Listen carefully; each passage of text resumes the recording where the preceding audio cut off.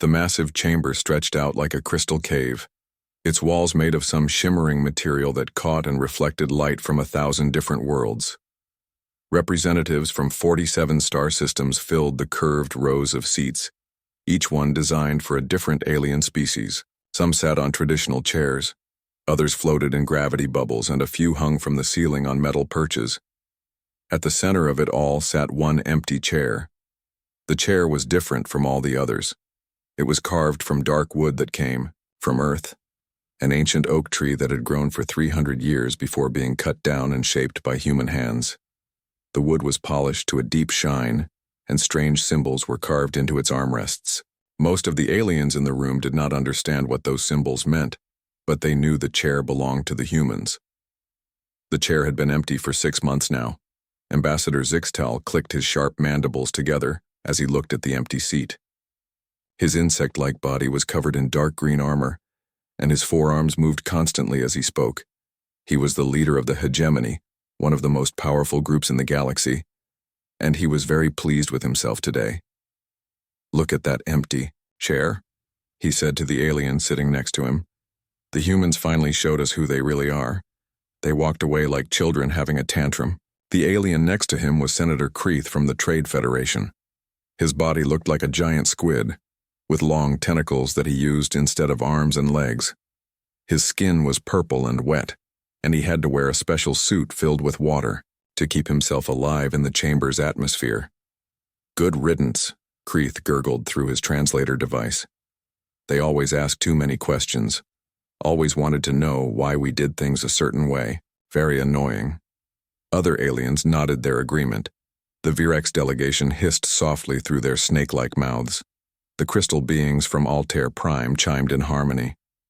Even the peaceful plant people from the Outer Rim swayed their branches in approval. High Counselor Veltar raised one of his 6 arms for silence. He was the oldest being in the chamber. His gray skin wrinkled like old leather and his 3 eyes dim with age. He had been leading the Galactic Council for over 200 years, and he remembered when the humans first joined. "Let us begin today's session," Veltar said in his ancient voice.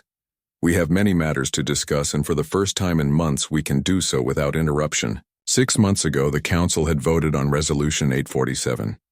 The resolution said that humans could not expand beyond their home solar system. They could not build colonies on new worlds. They could not explore space freely like the other species. The reason given was that humans were too aggressive, too unpredictable, too dangerous to be allowed to spread across the galaxy. The vote had been 46-1. Only the human representative had voted against it. Captain Jake Murphy had been Earth's voice in the Council for 3 years. He was a military man, tall and strong, with short brown hair and serious blue eyes. He had fought in Earth's last war and had scars on his hands from the battles.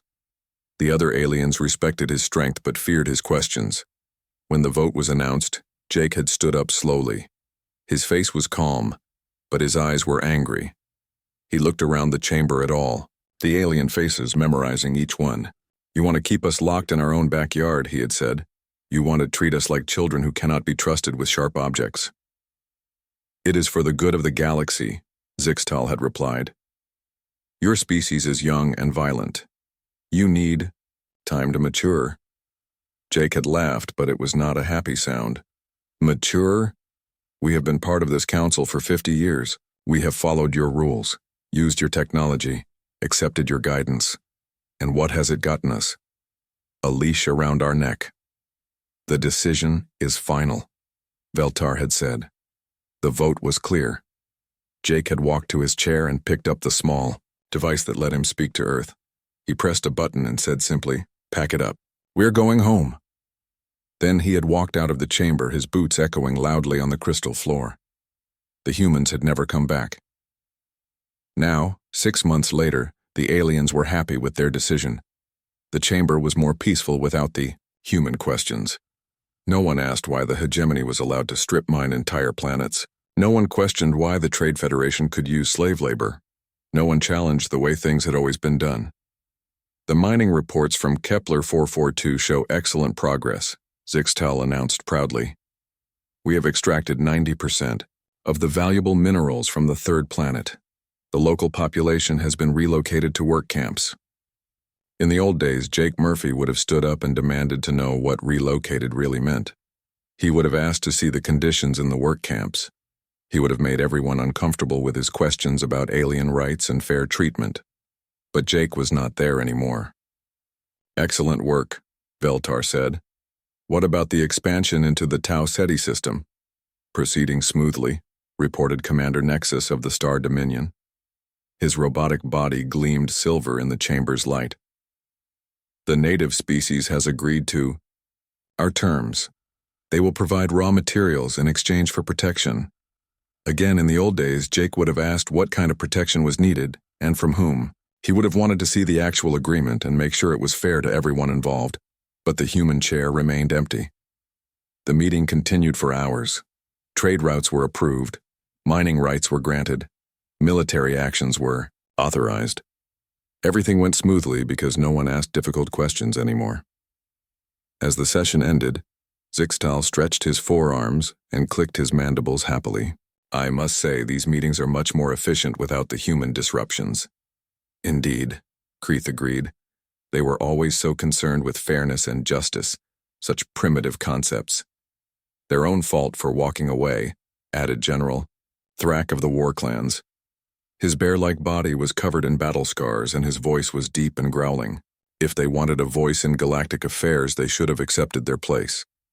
What none of the aliens knew was that Jake Murphy had not gone home to sulk. He had not returned to Earth to complain about unfair treatment or to give up on galactic politics.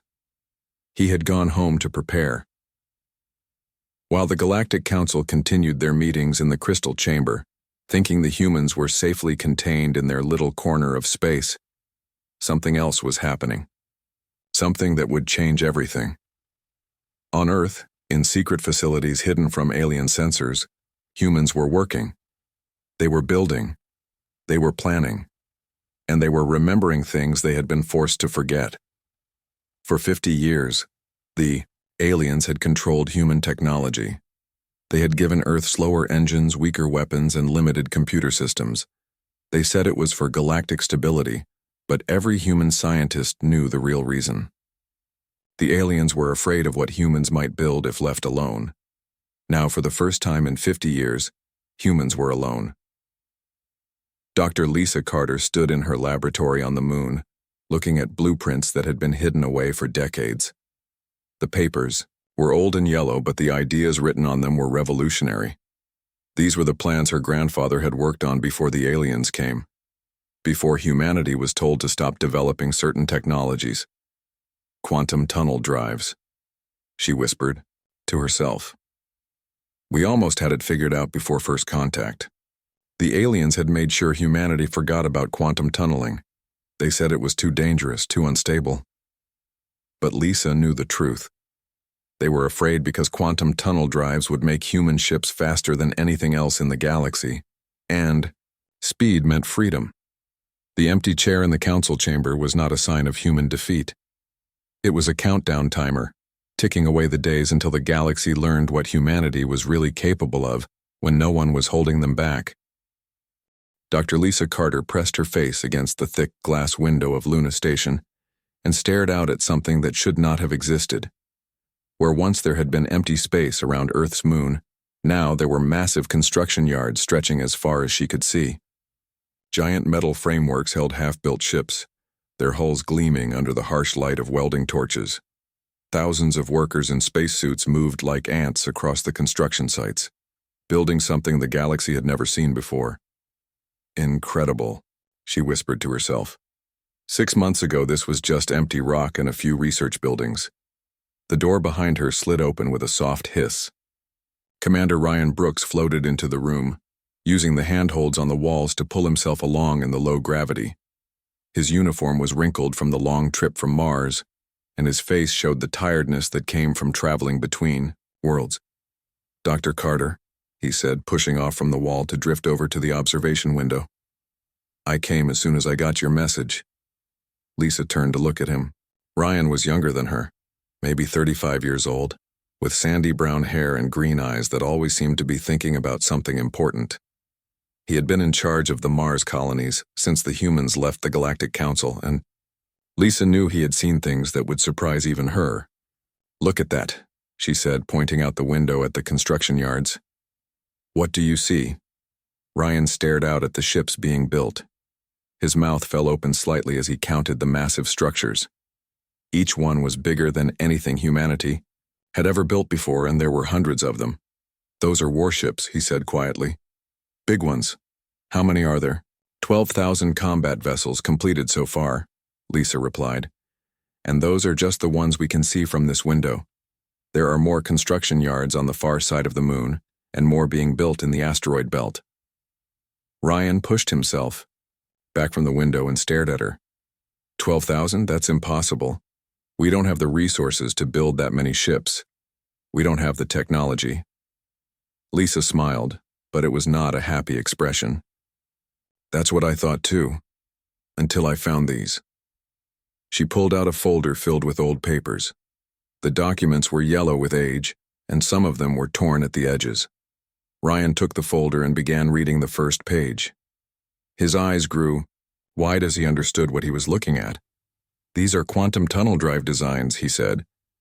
"But they're from before first contact. How is this possible?" "My grandfather worked on this project in the 2090s, Lisa explained. "He was part of a secret government program to develop faster-than-light travel using quantum physics.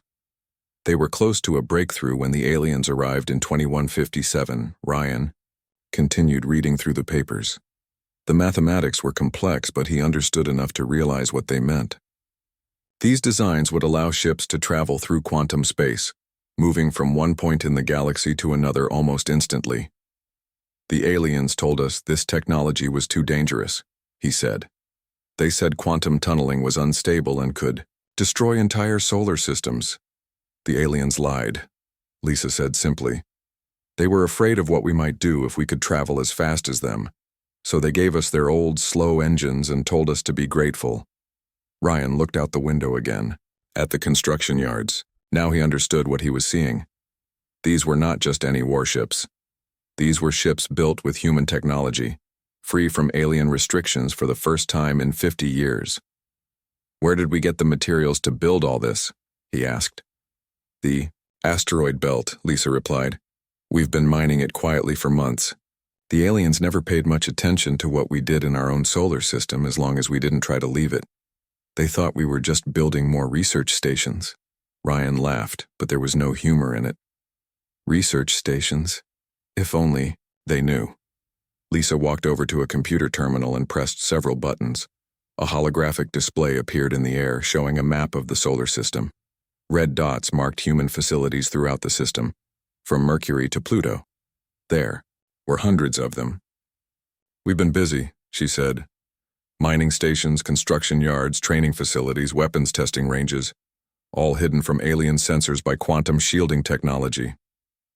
"Quantum shielding," Ryan repeated. "Another technology they told us was impossible." "They told us many things were impossible," Lisa said. "Quantum tunneling, quantum shielding, quantum communication, quantum computing.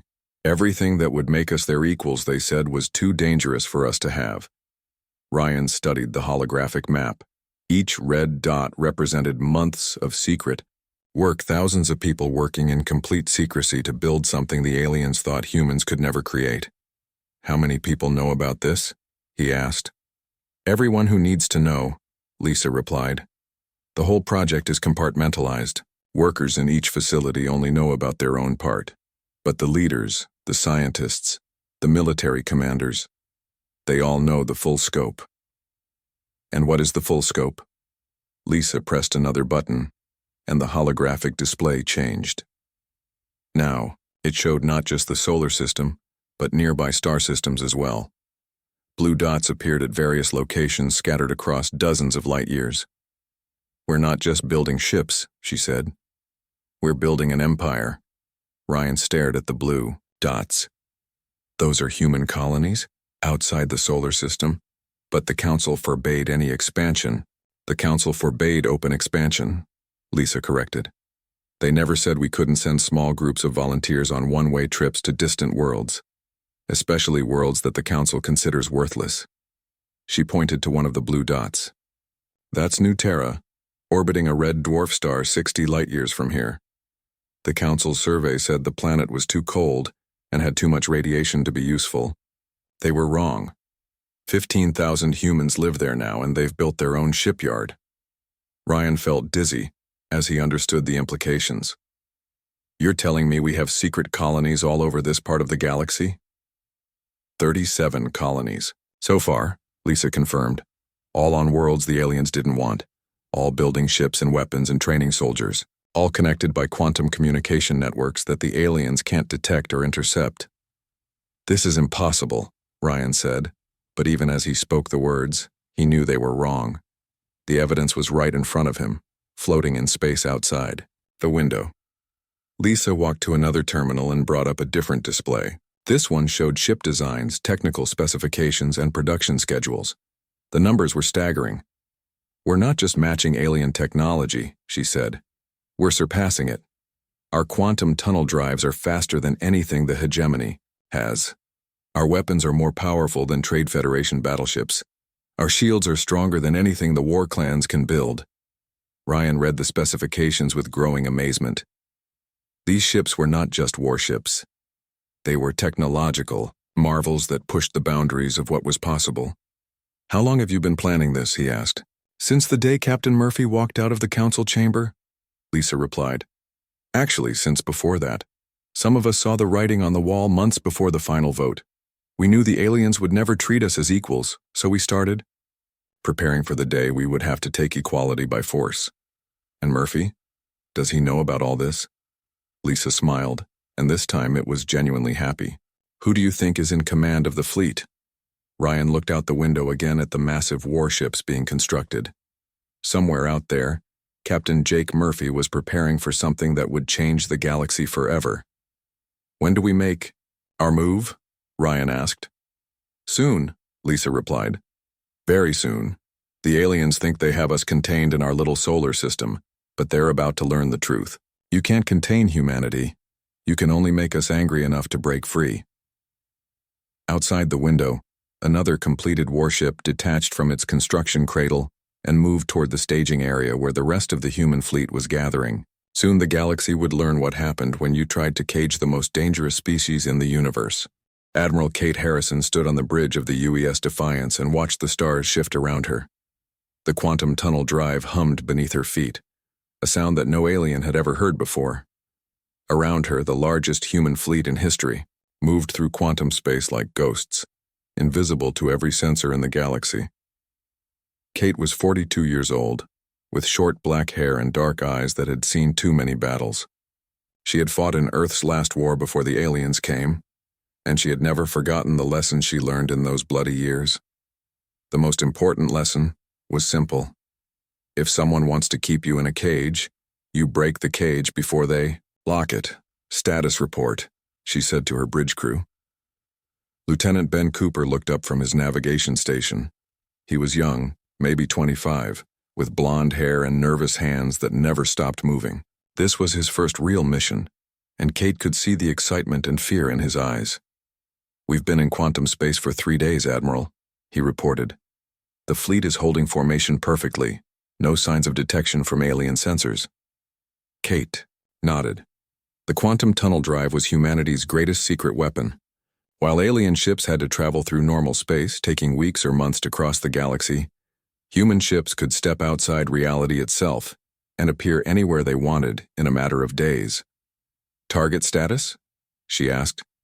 Kepler 442 system, dead ahead, replied Commander Sarah Martinez from the tactical station. She was older than Kate, with gray hair and steady hands that had operated weapon systems for 20 years. The hegemony mining operation is exactly where our intelligence said it would be.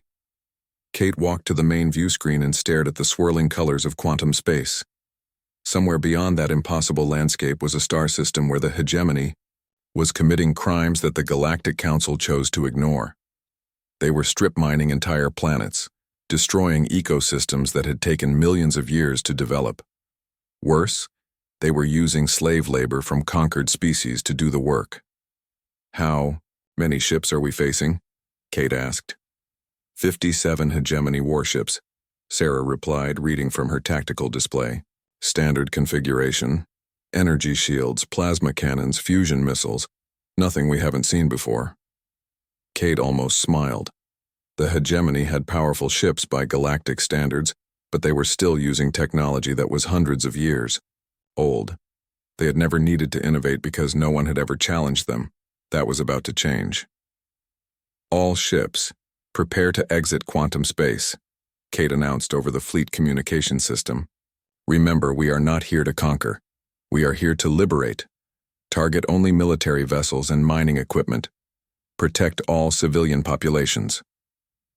The bridge crew worked quietly at their stations. Kate could feel the tension in the air. Everyone knew this was the moment that would change everything. For 50 years, humans had followed alien rules and accepted alien limitations. Today, they would show the galaxy what they were really capable of. Quantum tunnel drive powering down, Ben reported. Exiting quantum space in 10 seconds. Kate gripped the railing in front of her. All ships, this is Admiral Harrison. Operation Thunderclap is now active. Show them what humans can do. The swirling colors of quantum space suddenly vanished, replaced by the normal black of space filled with stars. In front of them, the Kepler 442 system spread out like a three-dimensional map. The system's main star burned yellow-white in the center, surrounded by 7 planets. The third planet, once covered in forests and oceans, was now a brown wasteland, stripped of everything valuable. Contact, Sarah called out. Hegemony fleet is moving to intercept. They're trying to form a defensive line around the mining platforms. Kate could see the alien ships on the main screen, their hulls glowing with energy shields. They were big and powerful, but they moved slowly, like sleeping giants waking up to find wolves at their door. Open communications, Kate ordered. The face of a hegemony commander appeared on the screen. His insect-like features were twisted with rage and confusion. His 4 arms gestured wildly as he spoke. Impossible, he screamed through the translator. Human ships cannot travel this far. Your technology is restricted. You are violating galactic law. Kate stepped forward so the alien could see her clearly. She was wearing the new uniform of the United Earth Space Force, black and silver with the symbol of Earth prominently displayed on the chest. I am Admiral Kate Harrison of the United Earth Space Force, she said in a calm, clear voice. You are in violation of Galactic Accords 15 through 23 regarding ecological preservation. You are also in violation of the Universal Rights Charter regarding the treatment of conquered populations. You have 10 minutes to evacuate all personnel before we begin dismantling your illegal operations. The hegemony commander's mandibles clicked rapidly. You cannot do this. The Galactic Council has authority over this system. You have no rights here. Kate's expression did not change. The Galactic Council lost its authority over us when it tried to keep us locked in our own solar system. We no longer recognize Council jurisdiction. You have 9 minutes. This is an act of war, the commander shouted. The hegemony will not stand for this aggression. Then you should not have kept us locked in a cage, Kate replied. You should not have underestimated what we could do when we stopped asking for permission. 8 minutes. The communication cut off and Kate turned to her crew. Tactical analysis. Sarah studied her displays. The hegemony ships are moving into attack formation. They're charging weapons and raising shields. They intend to fight. Any civilian ships in the area? Negative. All non-military vessels are either mining platforms or slave transport ships. The platforms are automated, and the transport ships are, well, they're not really civilian vessels, are they? Kate understood. The hegemony did not make a distinction between civilian and military when it came to their slave operations. Everyone was a potential weapon or tool to be used. Target the mining platforms first, she ordered. Disable them, but don't destroy them. We want to preserve as much of this planet as possible. Admiral, Ben called from his station. The hegemony fleet is moving faster than expected. They'll reach weapons range in 3 minutes. Kate nodded. All ships prepare for combat. Remember your training. We have better technology, but they have more experience. Stay alert and trust your equipment. The human fleet spread out in a formation that would have been impossible with conventional drives. Ships appeared and disappeared from normal space. using quantum tunnel technology to move instantly from one position to another. The hegemony ships tried to target them, but their weapons could not lock onto something that was not entirely in the same dimension. "Firing solution locked," Sarah reported. "All ships report ready." Kate watched the tactical display as the two fleets moved toward each other. The hegemony ships were bigger and more heavily armed, but they moved like ancient battleships compared to the quantum-enhanced human vessels. "Fire," Kate ordered. The space around Kepler 442 suddenly filled with light as human weapons opened fire. But these were not the primitive weapons the aliens expected. These were quantum-enhanced particle beams that could punch through any shield the hegemony possessed. Fusion missiles that could track targets through multiple dimensions. Energy. Weapons that drew power directly from quantum space itself. The first hegemony ship exploded in a ball of fire and metal, then the second, then the third. Within minutes, the proud hegemony fleet was reduced to scattered debris floating in space. "Mining platforms are offline," Sarah reported. "Slave transport ships are requesting permission to surrender." Kate allowed herself a small smile. "Grant them permission, and send medical teams to help the freed slaves." She looked at the brown, devastated planet below them. It would take years to restore the ecosystems that the hegemony had destroyed, but at least the destruction would stop today. "Ben, send a message to Fleet Command," she ordered. "Operation Thunderclap is complete.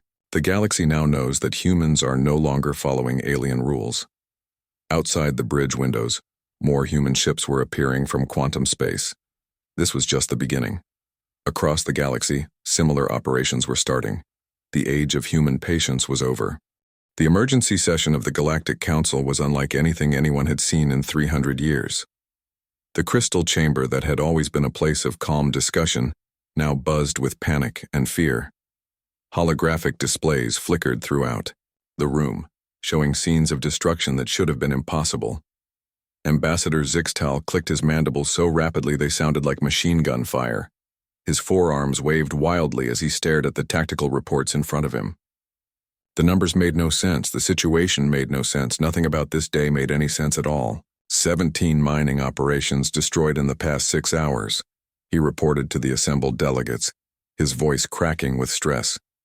The entire Kepler 442 fleet gone. 57 warships reduced to scrap metal in less than 20 minutes. Senator Kreith from the Trade Federation slammed his tentacles against his speaking platform so hard that water splashed out of his environmental suit. His purple skin had turned almost black with rage. "The economic damage is beyond calculation," he gurgled through his translator. "They hit our most profitable operations first. The dilithium mines at Tau Ceti, the rare earth extraction at Wolf 359, the fuel processing stations at Alpha Centauri. How did they know exactly where to strike?" High Counselor Veltar sat in his elevated chair, his 3 eyes dim with shock. In his 200 years of leading the council, he had never seen anything like this. The humans had been quiet for 6 months. Silent. Everyone assumed they were sulking in their home system like children who had been told they could not play with the adults. Instead, they had been preparing for war. "Show me the tactical analysis again," Veltar said in his ancient voice. The main holographic display changed to show a 3-dimensional map of the local galaxy. Red markers indicated the locations where human fleets had struck. There were dozens of them, scattered across multiple star systems. Each attack had been perfectly coordinated, hitting at exactly the same time despite being separated by hundreds of light years. General Thrak of the War Clans stood up from his bench. His bear-like body was covered in scars from 100 battles, and his voice was a deep growl that echoed through the chamber. "This is impossible," he said. "No fleet can move this fast. Our best ships take weeks to travel between star systems. These humans appeared at 17 different locations simultaneously." "The technology does not exist," insisted Dr. Morex from the Science Directorate. His gray, hairless head was covered with sensors that monitored his thoughts directly. "Faster than light, travel has theoretical limits. These attack patterns suggest instantaneous movement across galactic distances." Ambassador Zixtal pulled up another display, this one showing combat footage from the battle at Kepler 442. The recording was shaky and filled with static, but it clearly showed human ships appearing and disappearing like ghosts.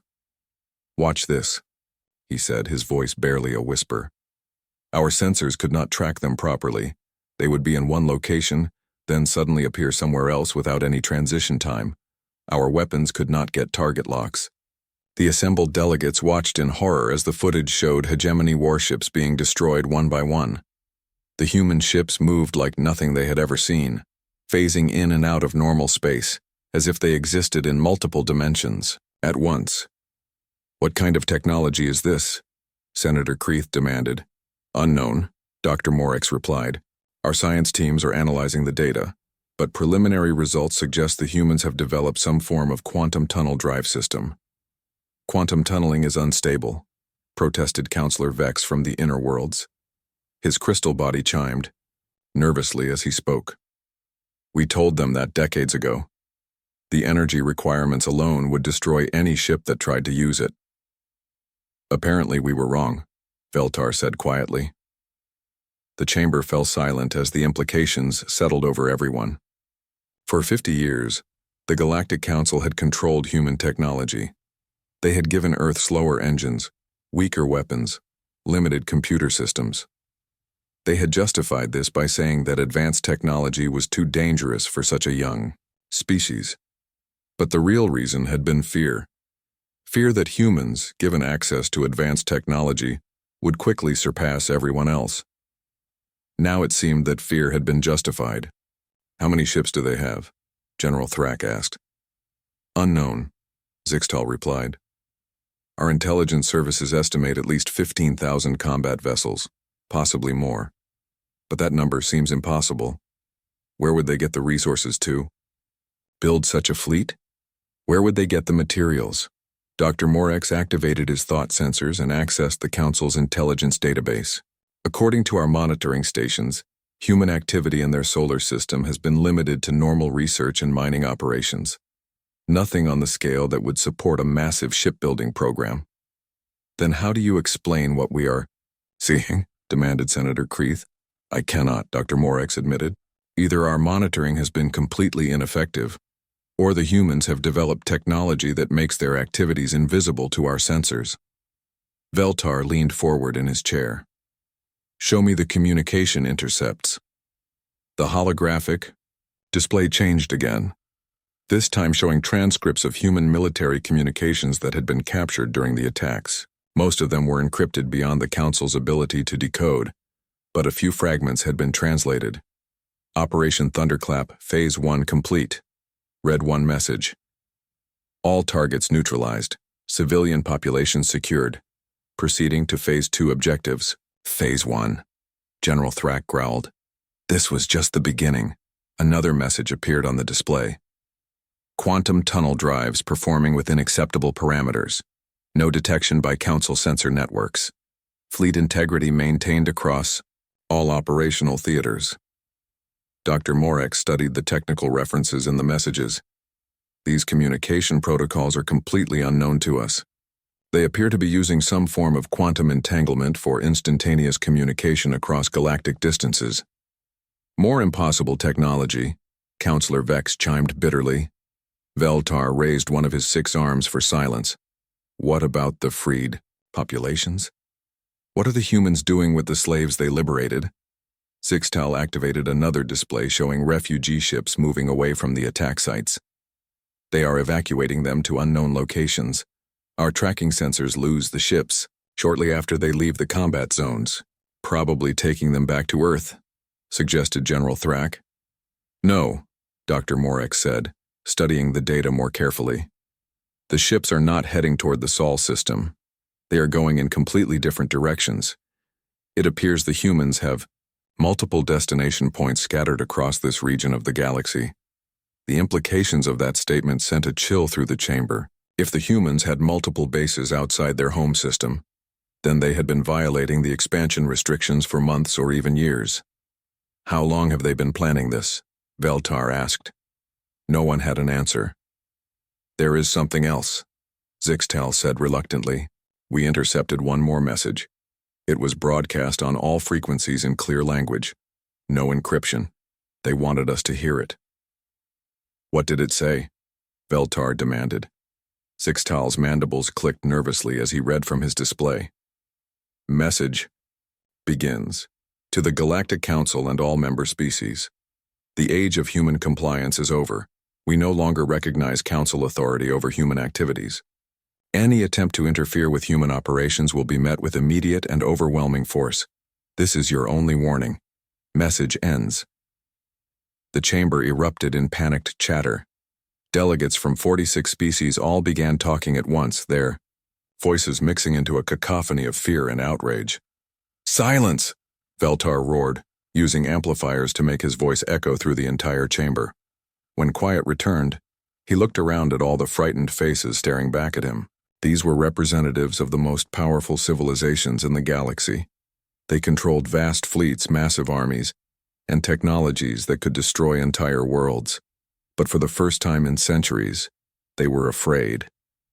We need to determine exactly what we are facing, Veltar said. Full intelligence review. I want to know everything about human capabilities, human resources, and human intentions. We meet again in 6 hours.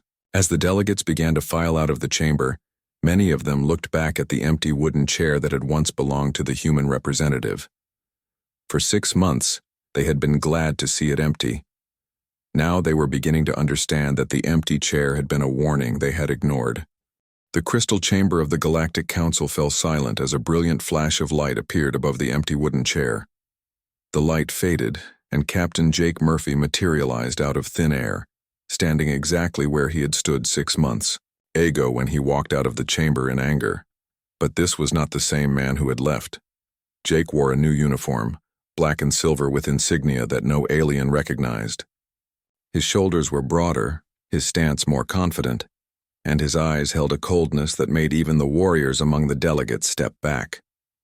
On his chest was a badge that read, Speaker for Galactic Affairs, and around his waist was a device that hummed with the same energy signature as the quantum tunnel drives. The assembled delegates stared at him in shock. Some reached for weapons that were not there. Others tried to activate emergency communication systems that suddenly refused to work. A few simply trembled in their seats as they realized what his presence meant. You wanted to know why we left, Jake said, his voice carrying clearly through the vast chamber without any need for amplification. You thought it was pride. You thought it was stubbornness. You were wrong. High Counselor Veltar was the first to recover from the shock. His 3 eyes focused on Jake with a mixture of fear and confusion. How did you get in here? He demanded. This chamber is protected by the most advanced security systems in the galaxy. Teleportation is impossible through our shields. Jake smiled, but there was no warmth in it. Your shields are designed to stop conventional technology. Quantum tunnel. Transport operates outside the normal laws of physics. Just like our ships, just like our weapons, just like everything else we have built, while you thought we were safely locked away. Ambassador Zixtal's mandibles clicked rapidly as he stood up from his seat. This is an illegal intrusion. You have no authority to be here. Guards. No guards came. The security systems remained silent. Your guards are unharmed, Jake said calmly. They are simply unable to enter this chamber right now. My ship is generating a quantum field around this entire structure. Nothing gets in or out without my permission. Senator Creeth slammed his tentacles against his platform. What do you want? If you think you can intimidate the Council with your new toys, you are mistaken. We have fleets, armies, weapons that can destroy entire star systems. Yes, Jake agreed. You do have those things. But you also have something else. You have fear. He began walking slowly around the chamber, his boots echoing on the crystal floor. As he moved, holographic displays activated throughout the room, showing images that made many delegates gasp in horror. The first display showed human colonies on dozens of worlds that the Council had never known existed. Thriving cities built on planets that alien surveys had dismissed as worthless. Millions of humans living and working in systems that were supposedly empty. We kept records of what we were before you found us, Jake continued. In just 60,000 years, we went from making fire to splitting atoms. We conquered our own world, reached for the stars, and were preparing to spread across the galaxy when you arrived. The next display showed massive shipyards hidden in asteroid fields and gas giant atmospheres. Construction facilities that dwarfed anything the Council possessed, building vessels that represented technology centuries ahead of anything the aliens used. You were terrified that if we ever remembered what we were capable of, we would make you obsolete, Jake said. So you decided to keep us weak, keep us dependent, keep us grateful for scraps from your table. Dr. Morex from the Science Directorate activated his thought sensors and tried to analyze the technology Jake was using. The readings made no sense. The quantum signatures were unlike anything in the Council's databases. "This is impossible," he whispered. "The energy requirements for what you are doing should tear apart the fabric of space itself." Jake stopped walking and looked directly at the scientist. "You told us quantum tunneling was impossible. You told us quantum shielding was too dangerous. You told us quantum communication would destroy our brains. You lied about everything because you were afraid of the truth." "What truth?" Veltar demanded. "That humans are not just another species," Jake replied. "We are something you have never encountered before. A species that learns faster, adapts quicker, and innovates beyond anything you thought possible. You have been ruling this galaxy for thousands of years, using the same old technology, the same old methods, the same old thinking. We surpassed all of it in 6 months. The holographic displays changed again, showing the aftermath of the human attacks on alien facilities. But these images were different from what the Council had seen before. Instead of destruction, they showed construction. Human teams were already rebuilding the damaged worlds, restoring ecosystems, and establishing new colonies. "We are not conquerors," Jake said. "We are liberators. Every world you have strip-mined, we will restore. Every species you have enslaved, we will free. Every corrupt deal you have made, we will undo." General Thrak stood up, his massive frame towering over the other delegates. "You speak of liberation, but you attack without warning, destroy our property, steal our resources. How is that different from conquest?" Jake turned to face the general directly. "Because we are giving the freed populations a choice. They can join us or they can go their own way. We are not forcing anyone to bow down to human authority." "Unlike what you did to us," added a new voice. Another figure materialized in the chamber, this time appearing next to one of the empty observation platforms. It was Admiral Kate Harrison, still wearing her combat uniform from the recent battles. Her appearance caused another wave of panic among the delegates. "How many of you are there?" Zixtal demanded. "As many as we need," Kate replied. "Human fleets are currently positioned at every major Council facility in this sector of the galaxy. We could shut down your entire civilization in a matter of hours if we chose to." More figures began appearing throughout the chamber. Dr. Lisa Carter materialized next to the science displays. Commander Ryan Brooks appeared near the military planning stations. Dozens of other humans took positions at every empty seat, every observation deck, every place of power in the Galactic Council. "You see," Jake said, "we never really left. We just stopped asking for permission." Veltar's voice was barely a whisper. "What do you want from us?" Jake walked back to the wooden chair that had been empty for 6 months and sat down. The simple action sent a clear message to everyone in the chamber. The humans were not visitors anymore. They were in charge. "Want you to remember why you were afraid," Jake said. "We want you to understand that the age of your comfortable corruption is over. We want you to know that every species in this galaxy now has a choice they never had before." "What choice?" Senator Kreeth asked. "They can join the new galactic community we are building, based on equality and mutual respect," Kate answered, from her position near the military displays. "Or they can continue following the old ways and find themselves increasingly isolated as more and more worlds choose freedom over oppression." Dr. Carter activated the science displays, showing technological advances that made the Council's best equipment look primitive. "We are offering to share our technology with any species that wants to join us. Quantum tunnel drives, quantum communication, quantum computing, medical advances, environmental restoration techniques, everything you have been hoarding for yourselves. And if we refuse," General Thrak growled. Jake's expression did not change. Then you will discover what happens when you try to maintain an empire built on lies while the rest of the galaxy moves beyond you. The lights in the chamber dimmed slightly as more quantum signatures appeared. Through the crystal walls, the delegates could see human ships materializing in the space around the council station. Hundreds of them, their sleek hulls reflecting the light of nearby stars. The council left Earth's seat empty, Jake said, his voice carrying to every corner of the chamber. But as you can see, we never left. We were just getting ready to fill every seat in this chamber. He gestured to the human representatives who had appeared throughout the room. The age of human patience is over. The age of human expansion begins. Now you can join us in building something better, or you can watch from the sidelines as the galaxy moves beyond your control. High Counselor Veltar looked around the chamber at the human faces staring back at him.